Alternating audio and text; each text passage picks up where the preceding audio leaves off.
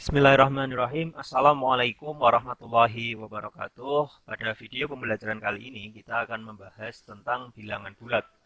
Lebih khusus yang akan kita bahas pada video pembelajaran kali ini adalah operasi hitung pada bilangan bulat yang terdiri dari pengurangan dan perkalian. Untuk pembagian dan yang lainnya akan kita pelajari pada video pembelajaran selanjutnya. Sedangkan untuk operasi penjumlahan sudah ada di video sebelumnya. Silahkan cari di playlist bilangan bulat. Baik anak-anak semuanya, kita langsung saja masuk ke materinya tentang pengurangan bilangan bulat. Sebelumnya sudah kita ketahui bahwa positif itu lawannya adalah negatif. Atau negatif lawannya tentunya positif. Demikian juga bahwa tambah lawannya kurang. Sedangkan kurang lawannya adalah tambah. Ini adalah kunci anak-anak ya.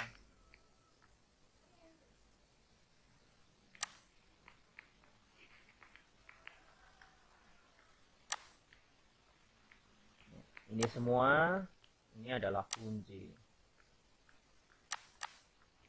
Oke. Contoh, 2 ditambah 5 sama dengan 7. Maka itu akan sama halnya dengan 7 dikurangi 5 sama dengan 2. Atau bisa juga 7 dikurangi 2 sama dengan 5. 96 ditambah 4 sama dengan 100. Maka 100 dikurangi 96 sama dengan 4. Begitu seterusnya, anak-anak bisa cermati di situ. Yang nomor 2, 5 dikurangi 4 sama dengan 1. Alasannya adalah 1 ditambah 4 itu sama dengan 5. 17 dikurangi 2 sama dengan 15. Alasannya adalah 2 ditambah 15 sama dengan 17. Begitu seterusnya. Dari contoh di atas dapat diambil kesimpulan sebagai berikut. Bahwa K ditambah M itu sama dengan N. Maka N dikurangi M sama dengan K. Artinya hanya dibalik saja. Ya, ini. Sehingga kalau N dikurangi M jadi sama dengan K. Atau N dikurangi K sama dengan M. Jika A dikurangi B sama dengan C, maka B ditambah C sama dengan A. Nah, ini sudah merupakan ketetapan, hanya dibolak-balik saja tandanya. Gitu, ya. Lanjut. Contoh, 6 dikurangi 2 sama dengan 4. Artinya positif 6 dikurangi positif 2 sama dengan positif 4. 6 dikurangi 2 sama dengan 4 maksudnya adalah positif 6 dikurangi positif 2 sama dengan positif 4. Sekarang coba hitung berapa hasil dari 6 ditambah negatif 2. Bagaimana kalau seperti ini? Ya, 6 ditambah negatif 2. Ya. 6 dikurangi negatif 2. Nah, 6 ditambah negatif 2, mohon maaf. Itu sama halnya positif 6 ditambah negatif 2. Berarti sama saja positif 4. Sama dengan 4. Positifnya tidak perlu dituliskan. Dari jawaban di atas ternyata positif 6 dikurangi positif 2 sama dengan positif 6 ditambah negatif 2. Artinya di sini sama. Ya, artinya di sini menghasilkan hasil yang sama. Ya, positif 6 dikurangi positif 2 itu sama dengan positif 6 ditambah negatif 2. Atau 6 dikurangi 2 sama dengan 6 ditambah negatif 2 sama dengan 4. Itu berarti kita bisa merubah bentuk seperti ini menjadi lawannya ini, ya. Pengurangan lawannya adalah penjumlahan. Sedangkan positif lawannya adalah pengurangan. Gitu. Atau positif lawannya adalah negatif. Gitu. Ya, begitu juga saling berkebalikan. Positif atau penjumlahan lawannya pengurangan. Negatif lawannya positif. Kalau seperti ini kan lebih enak hitungnya. 6 dikurangi 2 sama dengan 4. Gitu. Ya. Dengan terlebih dulu merubah ke bentuk penjumlahan, hitunglah hasil dari ini. Nah, perintahnya adalah merubah ke bentuk penjumlahan. Ya. Ini, perhatikan. Soalnya kan ini. Nah, lawan dari pengurangan itu adalah penjumlahan. Sedangkan ini negatif 2, lawannya adalah apa?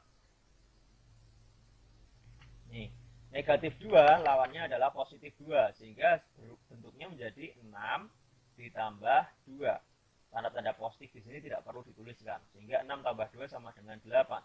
Jadi 6 dikurangi negatif 2 itu sama dengan 6 ditambah 2 sama dengan 8. Dari contoh 3 dan 4 tadi, kita dapat memperoleh bahwa setiap pengurangan dapat dirubah ke bentuk penambahan atau penjumlahan.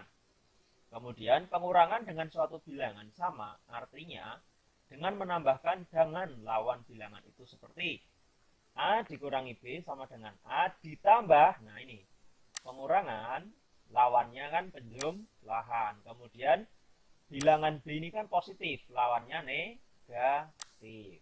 Nah, bisa seperti itu. Atau ini kan pengurangan, lawannya penjumlahan.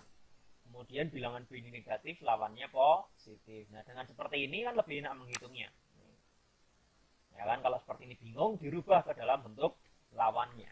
Begitu kan. Lanjut ya. Dengan merubah ke penjumlahan, hitunglah. Gimana caranya?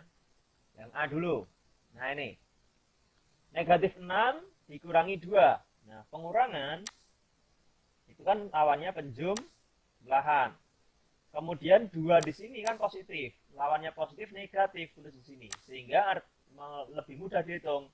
Negatif 6 ditambah negatif 2. Berarti hasilnya adalah negatif 8.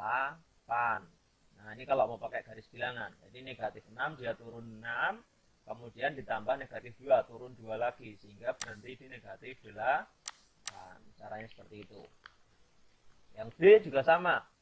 Negatif 6 dikurangi negatif 2, lawannya ya. Anak bisa cermati ini. Ini berubah menjadi positif, penjumlahan, kemudian negatif 2 berubah menjadi positif 2. Sehingga negatif 6 ditambah 2, kita hutang 6, dibayar 2. Sehingga kita tinggal punya hutang 4. Yang C sama. Anak perhatikan nih, silahkan.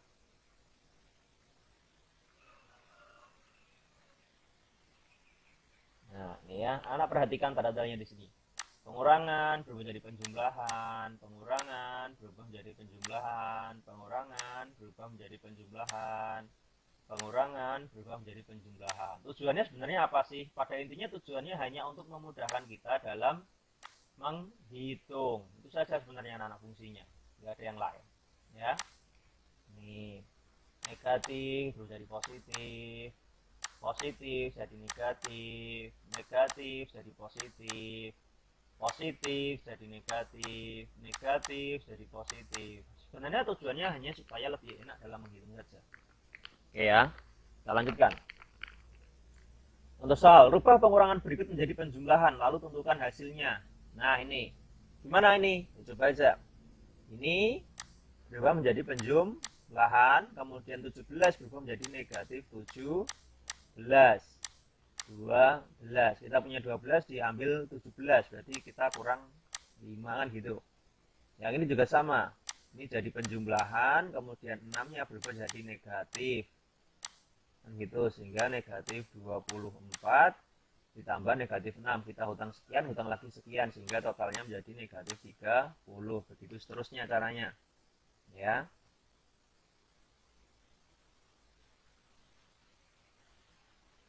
Oke, untuk yang C, silahkan anak coba sendiri. Ya, silahkan dicoba sendiri dengan cara yang sama. Oke ya, kemudian ini. Perintahnya adalah rubahlah ke penjumlahan atau pengurangan. Tidak perlu tentukan hasilnya. Ya sudah, tinggal merubah aja. Berarti ini dirubah menjadi pengurangan. Ini dirubah menjadi pengurangan. Yang ini dirubah menjadi pengurangan. Ini jadi negatif 61. Kan gitu. Oke. Kemudian yang C, kita bahas nomor 3 yang C. N ditambah 1 sama dengan 13. Berapa N? Ya sama seperti tadi di awal. Berarti kan kalau N ditambah 1 sama dengan 13, maka N itu bisa juga kita tuliskan menjadi 13 dikurangi 1 sama dengan 12. Kalau ini 7 ditambah K sama dengan 16, maka K-nya adalah berapa ini? 16. Kemudian dikurangi 7. Ya, ini dipindah saja jadi 7, sehingga 16 kurangi 7 berapa itu? 9. Ini T, jadi 1 dikurangi berapa? negatif 4. Gitu. Ya kan? Nah, caranya gimana ini? Ya, 1 lawannya pengurangan apa? Penjumlahan. Negatif 4 lawannya positif 4. Sehingga 1 tambah 4 berapa? 5. Selesai. Caranya seperti itu anak-anak ya. Oke, kita lanjutkan. Hitunglah ini. Ya.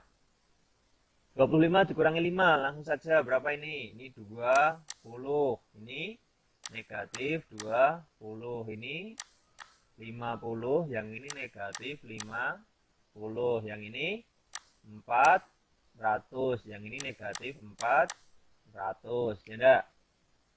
Ternyata dari nomor 4 didapat apa? Didapat apa? Perhatikan bahwa apa ini? Ternyata 25 dikurangi 5, jika dibalikkan 5 dikurangi 25. Ternyata apa? Hasilnya apa? Tidak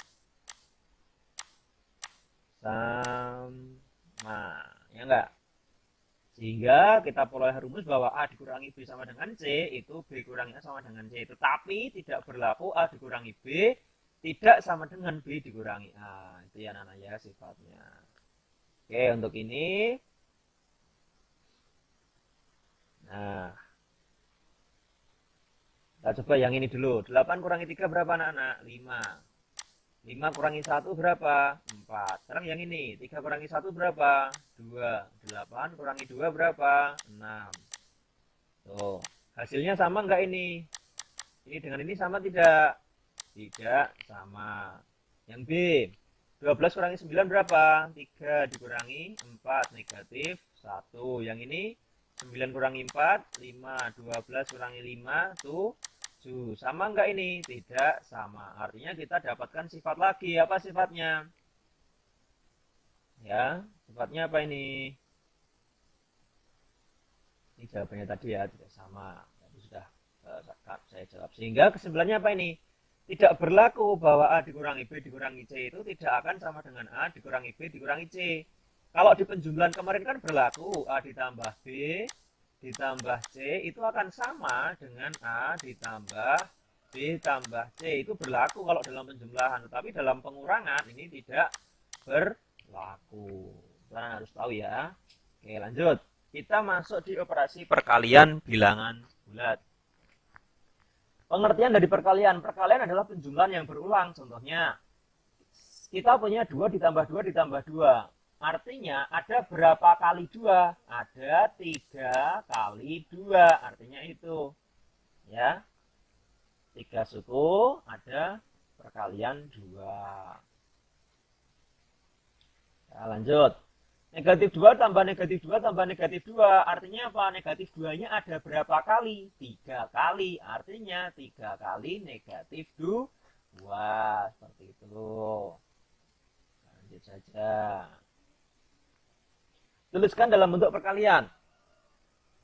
5 ditambah 5 ditambah 5 ditambah tambah 5 sampai 12 suku. Artinya akan ada 12 kali penjumlahan 12 5-nya ada 12 kali atau 12 kali 5. Nah, ada 12 kali sehingga artinya adalah 12 kali 5. Itu arti dari operasi perkalian. Jadi bisa kita simpulkan bahwa A ditambah A ditambah A ditambah A sampai dengan N kali, maka berarti N dikali A. Itulah arti dari perkalian anak-anak semuanya.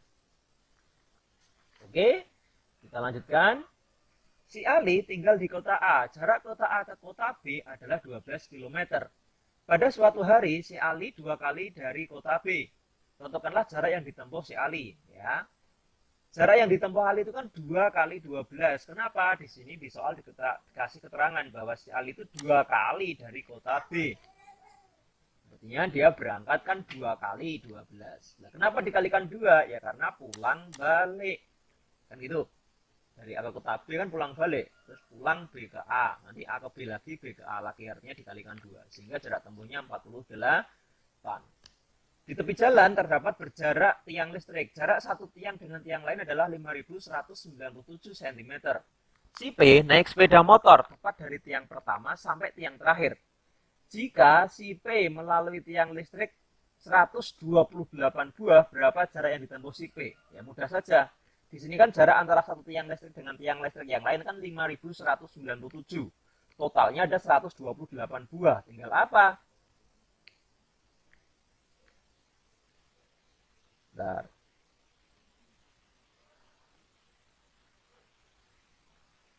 Nah, artinya tinggal apa di sini? Ya kita tinggal mengalikan saja. 128 kita kalikan jaraknya itu berapa? 5907. Selesai, tinggal kita hitung aja anak-anak.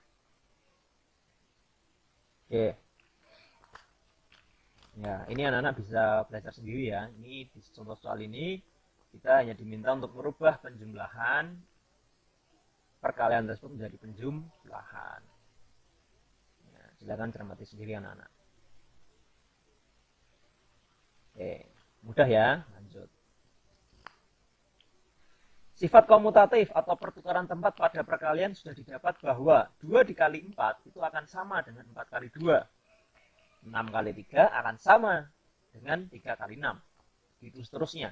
Sehingga bisa kita simpulkan bahwa jika A dan B suatu bilangan, maka hasil dari A kali B itu selalu sama dengan B dikali A.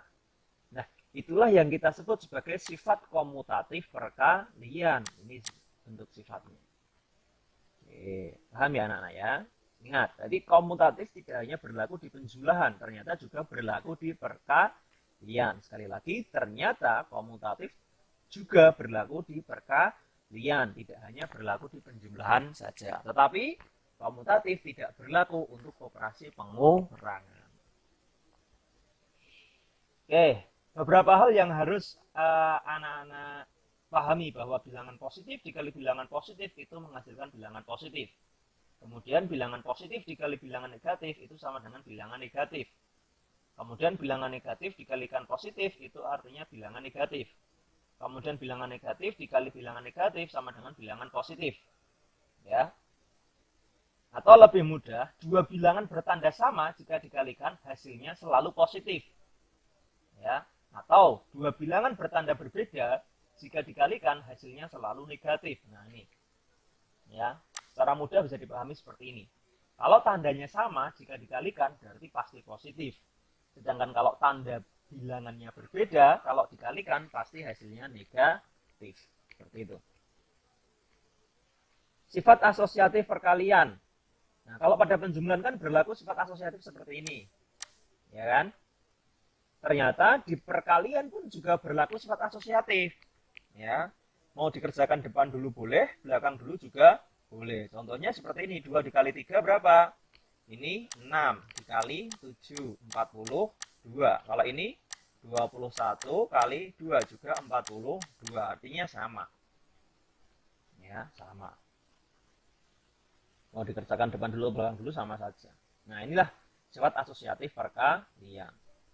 Kemudian selain sifat komutatif, kemudian asosiatif, ada juga sifat distributif perkalian terhadap penjumlahan. Bagaimana itu sifatnya? Begini sifatnya. 2 dikali 4 ditambah 5, itu bisa kita hitung 4 tambah 5 dulu, 9 dikali 2, sehingga sama dengan 18. Nah, atau bisa juga kita rubah dalam bentuk seperti ini anak-anak. Ya, 2 dikali 4 ditambah 5 itu bisa juga kita rubah dalam bentuk seperti ini. Menjadi 2 dikali 4 ditambah 2 dikali 5. Gitu. Sehingga 2 ini masuk, gampangannya adalah 2 ini masuk di 2 bilangan ini. Nah, hasilnya kan sama nih. Nih, sehingga 2 ini masuk di 4, dikalikan dengan 4.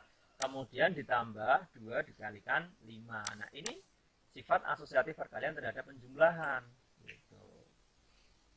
Nah, contoh seperti ini, 7 dikalikan 6 ditambah 4 kali 7. Nah, ini juga bisa kita rubah dalam bentuk sifat asosiatif perkalian terhadap penjumlahan tadi. Caranya bagaimana? Kita cermati. 7 dikali 6 ditambah 4 kali 7 itu bilangan yang sama siapa? Ya, sekali lagi bilangan yang sama siapa? 7 ini sama. Maka dia dikeluarkan sehingga dia bentuknya 7 dikali, ya, 7 dikali 6 ditambah 4, sehingga 7 kali 10 sama dengan 70. Ini pun juga sama, 19 kali 25 ditambah 19 kali 75. Bilangan yang sama siapa? Ini. Ya kan? Maka ini keluar. Kemudian dikalikan 25 ditambah 75. Itu boleh. Hingga 19 kali 100, 1900. Tentu dengan cara seperti ini lebih mudah dalam perhitungan. Nah, inilah sifat asosiatif penjumlahan terhadap perkalian. Nah, sehingga bisa kita simpulkan bahwa sifat distributif perkalian terhadap penjumlahan adalah A dikali B ditambah A dikali C itu sama dengan A kali B ditambah C. Atau bisa juga kita merubah kebalikannya bahwa A dikali B ditambah C itu sama dengan A dikali B ditambah A dikali C. Nah, ini kalian cermati sifat-sifat ini. Ya. Ini kalau dari sini kita cari siapa bilangan yang sama, kemudian dikeluarkan. Nah, kemudian sisanya ini dijumlahkan. Gitu. Kalau ini berarti A ini masuk ke B, dikalikan, kemudian A juga masuk ke C, dikalikan juga. Seperti itu. Oke ya. Selanjutnya ada sifat terakhir, distributif perkalian terhadap penjumlahan. Ya, ini sifat terakhir. Kalau untuk pengurangan berlaku tidak? Ya tidak. Ya, pengurangan tidak berlaku sifat seperti ini. Oke. Begitu ya Nana ya.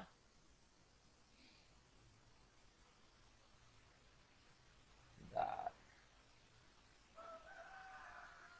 Oke.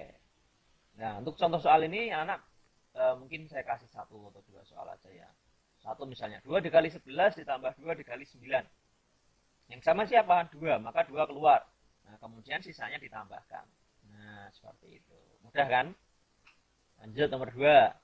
16 yang sama siapa itu? 16 maka dikeluarkan, sisanya 3 sama 7. Diapakan? Dijumlah.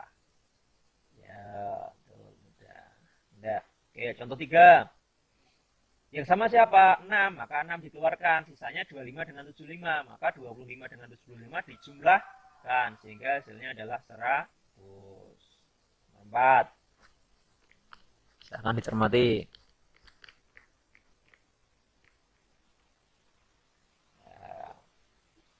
Oke, mudah kan? 5. Siapa yang sama nomor 5? Negatif 5, maka keluar. Kemudian 17 tinggal ditambah 3. Nah, dengan seperti itu sangat mudah menghitungnya, anak-anak. Sehingga tidak ada sifat yang tidak tidak punya tujuan, itu tidak ada. Jadi sifat asosiatif perkalian terhadap penjumlahan ini fungsinya seperti ini. Tentunya akan memudahkan kita dalam menghitung. Ini 31 keluar. Sehingga min 4 tambah min 6 hingga min 10, sehingga dengan sangat mudah 31 kali min 10 itu negatif 310. Coba deh seandainya kalau tidak ada sifat asosiatif perkalian terhadap penjumlahan anak-anak, gimana? Kalau nggak ada gimana coba? Ya, kita harus menghitung ini sama menghitung ini, tentu akan repot kan? Kita harus berpikir lebih daripada ini. Kalau ini kan kita nggak perlu berpikir lebih, ini jelas 10. Ini kali ini tinggal nambahin 0. Ya enggak? Begitu. Sifat selanjutnya adalah sifat distributif perkalian terhadap pengurangan. Kalau tadi kan terhadap penjumlahan, sekarang terhadap pengurangan. Sama sih anak-anak, A dikali B dikurangi, nah, A dikali C seperti ini. Sama seperti penjumlahan tadi. Atau seperti ini, A dikali B dikurangi C, yang sama kan huruf A-nya, maka huruf A keluar, kemudian sisanya B sama C dikurangi. Nah, pengurangannya pun harus memperhatikan seperti ini anak-anak. Ya, harus diperhatikan ini.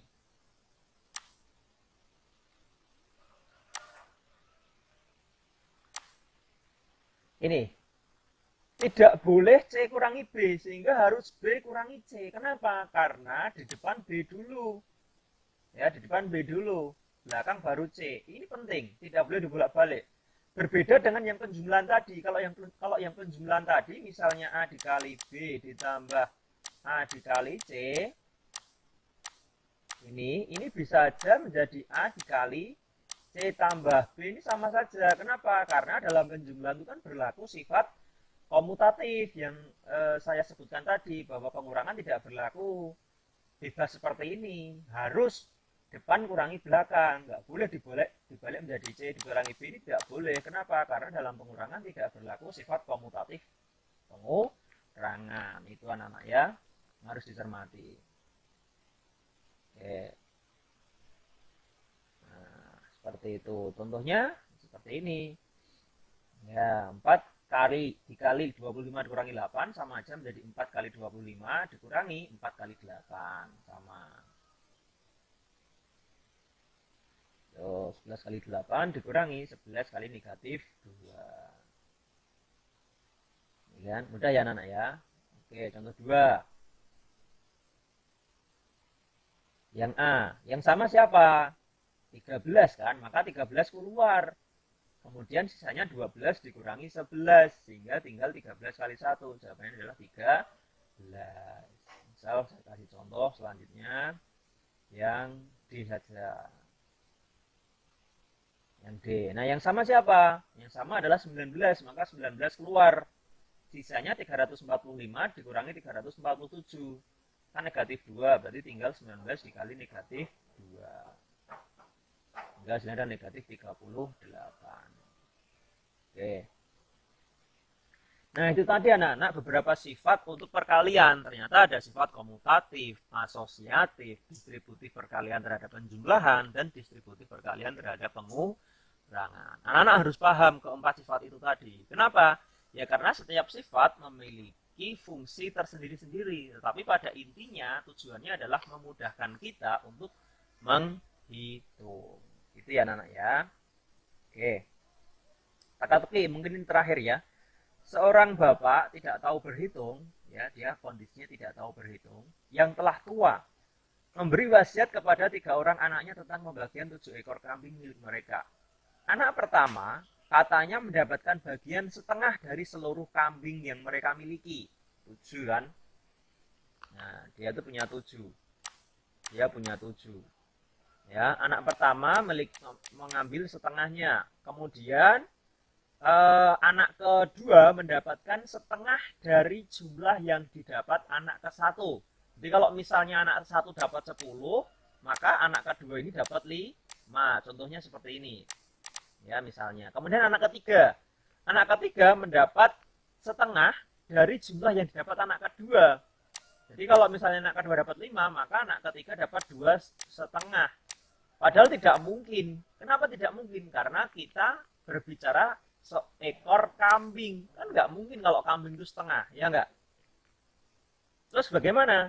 Setelah bapak itu meninggal, mereka bertiga bermaksud membagi kambing itu sesuai amanat bapaknya. Anak pertama selaku anak tertua kesulitan membaginya. Ya kenapa kesulitan? Alasannya apa? Ya karena punyanya itu 7. Nah, dibagi setengah, berarti 7 bagi setengahnya 7 berapa? 3,5. Nah, masa ada kambing 3,5? Ada setengahnya. Masa ada seekor kambing misalnya di sini kambing setengah untuk kakaknya, setengah untuk adiknya, kan nggak bisa, ya kan? Nah, bagaimana menyelesaikan persoalan ini?